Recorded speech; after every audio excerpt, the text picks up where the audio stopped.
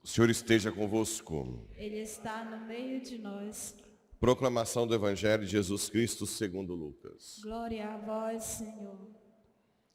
Naquele tempo, disse Jesus à multidão: ninguém acende uma lâmpada para cobri-la com a vasilha ou colocá-la debaixo da cama. Ao contrário, coloca-a no candeeiro, a fim de que todos os que entram vejam a luz. Com efeito, tudo que está escondido deverá tornar-se manifesto, e tudo que está em segredo deverá tornar-se conhecido e claramente manifesto. Portanto, prestai atenção à maneira como vós ouvis, pois a quem tem alguma coisa será dado ainda mais, e aquele que não tem será tirado até mesmo o que ele pensa ter. Palavra da salvação. Glória a vós, Senhor. Caríssimos irmãos e irmãs rádio-ouvintes que nos acompanham pelas redes sociais. A primeira leitura de hoje de Esdras é uma leitura do passado, mas que pode encher a gente de esperança hoje. O livro de Esdras conta no momento mais dramático da vida dos judeus, em que os babilônicos invadiram Jerusalém, arrancaram grande parte dos judeus de lá e mandaram um monte de estrangeiro. Imagina, chegar alguém aqui para a UNA, arrancar os católicos daqui tudo, quase tudo, e essas igrejas tudo virar, sei lá o que, muçulmano, outras religiões, né? Acabar de terminar a capela Nossa Senhora Aparecida com outras coisas. E nós ir para um país que não tem nenhuma igreja católica. Pensa. Essa era a situação da época. Quem tinha feito isso era Nabucodonosor, o rei da Babilônia. O que aconteceu? Houve profecias que o povo iria voltar. E quem venceu o rei Nabucodonosor foi Ciro, que também é pagão, nasceu na Pérsia, região do Irã. Não era judeu, não sabia do Deus verdadeiro. E o que acontece? Deus suscitou Ciro para fazer o povo voltar para Jerusalém e ainda para construir o templo de novo, que foi destruído, né? Mas lembrem-se que dessa vez esse templo não vai ter a Arca da Aliança, porque ela foi roubada, né? A Arca da Aliança que ficava no Santo dos Santos, o Debir, que chamava 3 cômodos, né? Aquele que o sumo sacerdote entrava uma vez por ano. No primeiro templo tinha a Arca da Aliança, o cetro de Arão, tinham as coisas. Roubaram tudo. Então, esse segundo templo não tem nada quase, só o altar. Tanto é que quando Roma destruiu o templo pela última vez, eles entraram com um soldado lá dentro para ver se tinha alguma coisa, não acharam nada, né? Bem, então Deus suscita até quem nós nem imaginamos para algo superior, quando a gente reza, né? Eu tenho um cunhado que não teve formação católica nenhuma. 0. Hoje ele vai na missa de uma vez na vida, outra. Quando foi para minha irmã, teve deiscência de cirurgia cesárea, dois obstetras queriam laqueá-la. E ela estava muito acuada, dizendo que ela ia morrer se engravidasse de novo. Que seria essa gravidez que ela teve agora, nasceu de boa, né? E na hora do vamos ver lá, todo mundo acuando ela, minha mãe chorando. E esse meu cunhado estava de plantão, ele é médico. E me deu na cabeça, falei, minha irmã, liga para o seu marido. Mesmo sabendo que ele não é católico. Ela ligou e ele disse, a sua religião não permite? Não. Então não faça. E ela tomou toda a força e não fez. Lá em São Luís não tem escola católica. E eu sempre rezando, só tem em Firminópolis, né? Para tentar levar. Não, mas é difícil, não vai levar. Um dia, esse meu cunhado acordou e disse, eu quero minhas filhas à escola católica. E leva todo dia. Da onde menos se espera, Deus usa e sai, né? E nós estamos cheios de católico meia boca. Ah, tá bom assim, padre. Não é assim como o senhor pensa, não. E vai levando. E deixa a vida levar, né? Não é radical em nada na vida.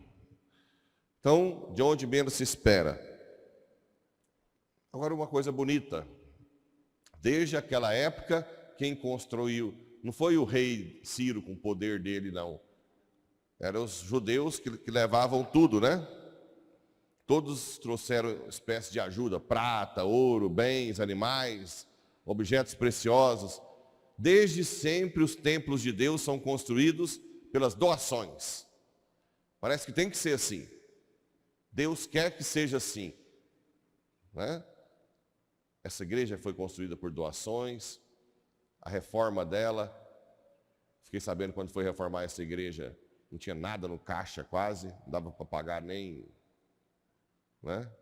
Aí dizem as lendas que na igreja se começa sem dinheiro, uma obra, e termina sem dinheiro. Né? É um milagre da construção. Então, acho que Deus quer, Deus quer que seja assim. Deus quer que seja assim, né?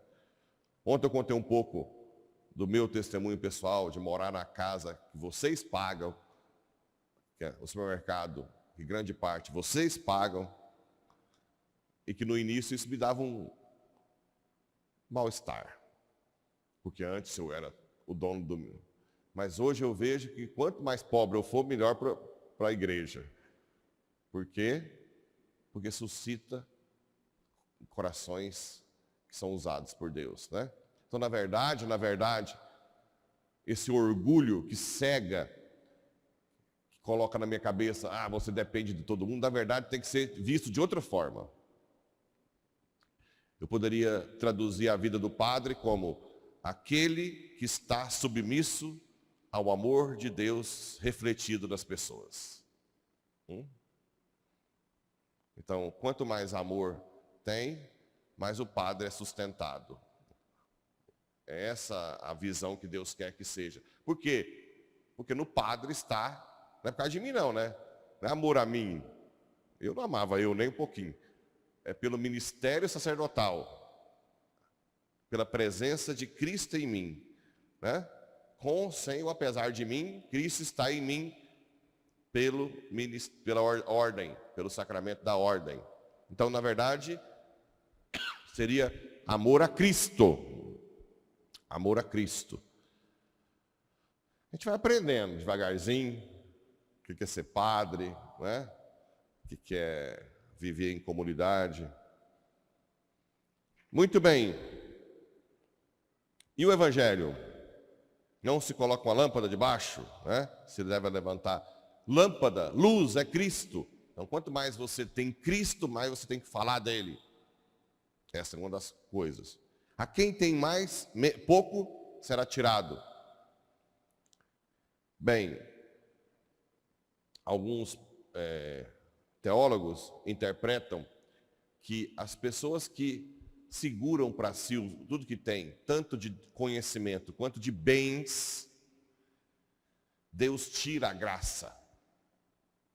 Quanto mais egoísta, tem a ver com a leitura de ontem, Pessoa egoísta, né? Isso é meu, isso é meu, é meu.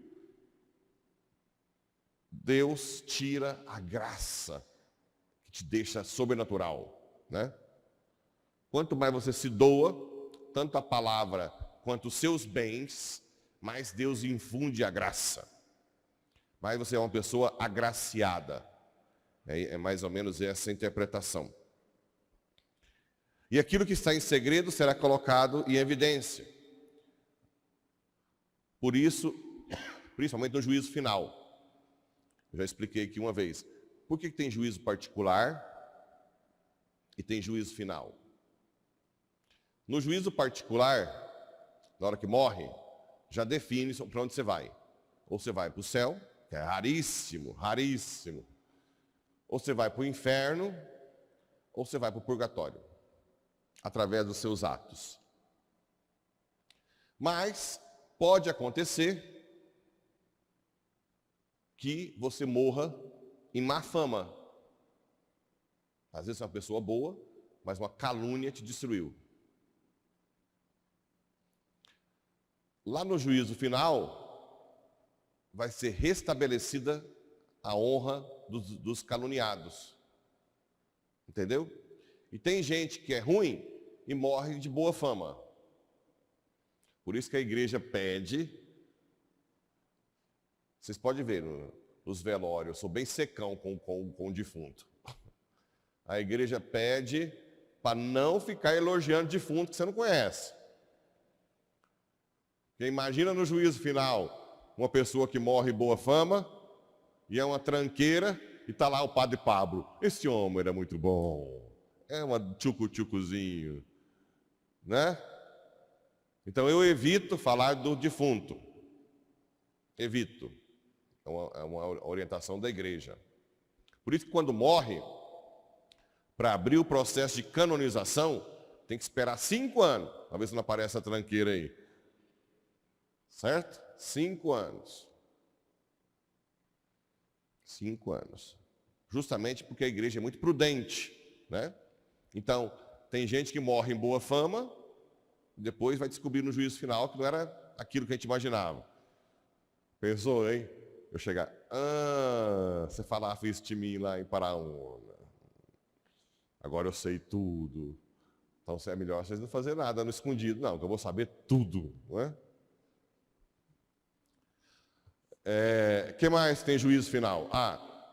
O juízo final também é para colher as consequências dos seus atos. Por exemplo, Allan Kardec. Ele inventou esse bendito kardecismo de reencarnação.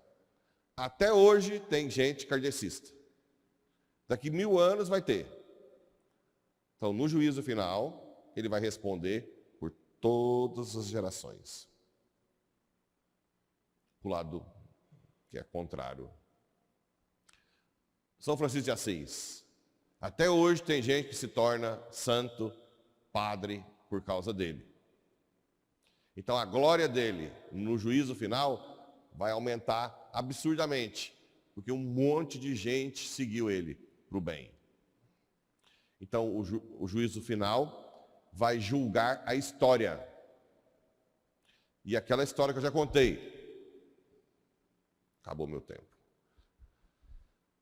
Por exemplo, você trabalha com alguém, numa empresa, aí entra alguém, tem 5 filhos, e esse alguém começa a trabalhar bem.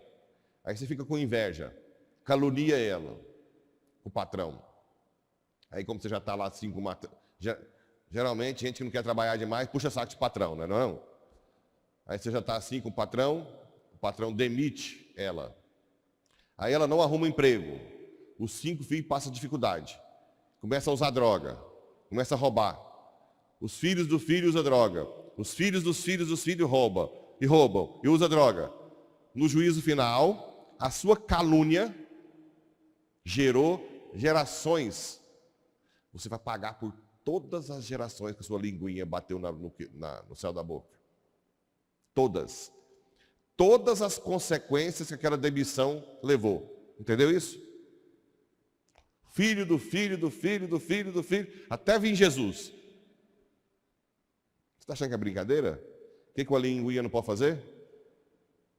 Cuidado. Então, para acabar os problemas, sejamos luz, falemos de Jesus e sempre sem egoísmo. Vamos partilhar o conhecimento e os bens. Aí nós estamos vacinados. Pode vir Jesus de boa e nós seremos todos salvos. Que Nossa Senhora nos ajude. Assim seja.